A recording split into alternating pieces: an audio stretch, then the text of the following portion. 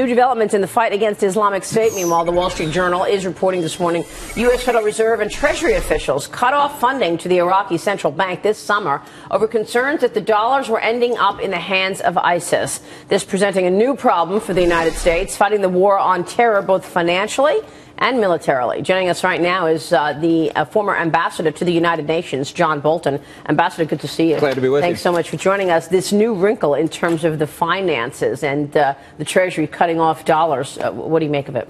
Well, it doesn't surprise me, and I think even after the steps that the Treasury Department has taken, obviously there's no real way to prevent these dollars from coming into the hands of ISIS or Al-Qaeda or other terrorists. Dollars are fungible. They're getting dollars from a variety of sources, and even if the first transfer is to somebody the Treasury can see and have transparency with and be comfortable with, the second and third transfers won't be. Central bank of the Baghdad government is now effectively under the control of the Ayatollahs in Tehran. Wow. And that's something that we need to acknowledge. How do we acknowledge that? I mean, assess for us the foreign policy strategy so far. I mean, and this is, you know, includes what we're doing in Syria now, 50 special operations, 10,000 troops staying in Afghanistan. How do you see things? Well, I think basically the policy is completely incoherent, and it doesn't acknowledge the changing realities on the ground. The state of Iraq has ceased to exist. The Kurds are de facto independent. They're not going back in voluntarily.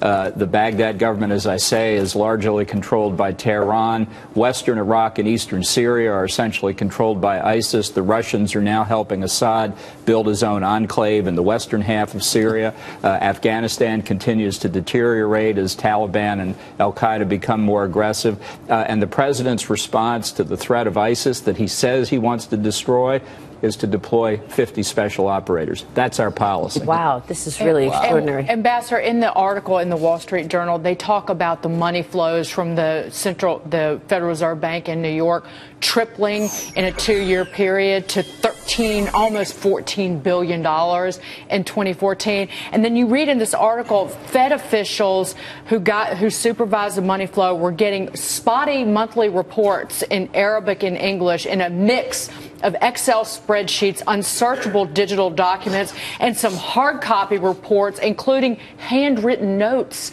You read this article, and it's like we were actually feeding terror potentially with our dollars, and took a long time to do something about it. Well, I'm glad to see the Fed's right on top of the situation over there. I mean, it gives me a lot of confidence about their oversight over our own domestic economy.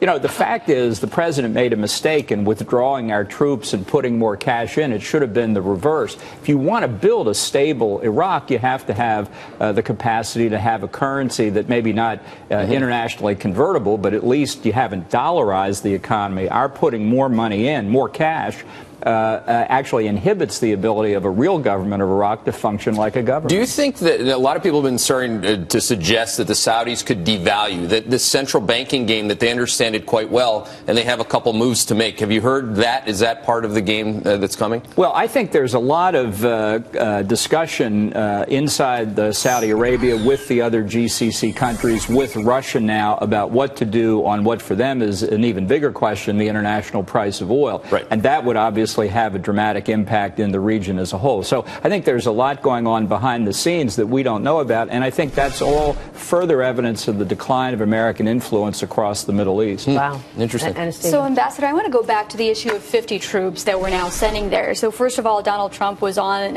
air the other day saying that you do not announce that kind of policy vocally, because all that does is put a target on the back of the 50 troops that we're sending there.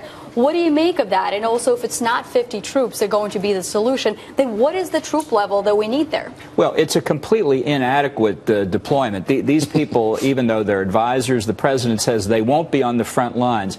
Here's a news flash for the president. This is not World War I. They're not dug in behind trench lines across northern France. Every part of Syria and Iraq is a combat theater, and those 50 special operators are going to be in jeopardy. We just saw a casualty in Iraq a few weeks ago with the rescue of the hostages that ISIS has been holding, and I think we can expect more of it. If the president is serious about his policy to destroy ISIS, then he needs to behave in a serious fashion.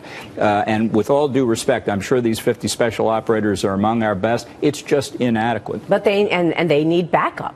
Right, and it may be there are actually more people, not with boots, maybe Gucci loafers on the ground, who are there to support them. And they're helping, as we have learned late yesterday, the Kurds in the northern part of Syria and Iraq, who are probably the forces that least need it. It's the so-called Free Syrian Army that we've been training and equipping at such enormous expense and with such inadequate results that needs support if we're going to do anything. Who do you think out of all of the candidates has the best know-how in terms of these issues? Well, I don't think we've had a chance to see that demonstrated. I think the ability to announce what your policy is very different from your ability to show you can understand it. And with all due respect to the debates, the format simply doesn't allow that to happen. It's not enough to read a good speech. We just need a lot more discussion.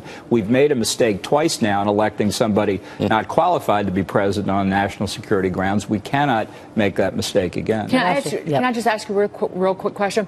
Can you be qualified if you have no political experience? In your mind? Well, I think on national security, the critical quality is judgment. And I think you can acquire judgment in a lot of different ways. Nobody's got perfect experience. It's been a long time since the beginning of the Republic when secretaries of state were routinely elected president. So you have to look at the personal qualifications in terms of leadership, ability, vision, persistence, and judgment. And I think with experience, you put that together. That's what makes for a successful foreign policy president. Ambassador, thank you. Thank you. Appreciate your time this morning. Ambassador John Bolton there.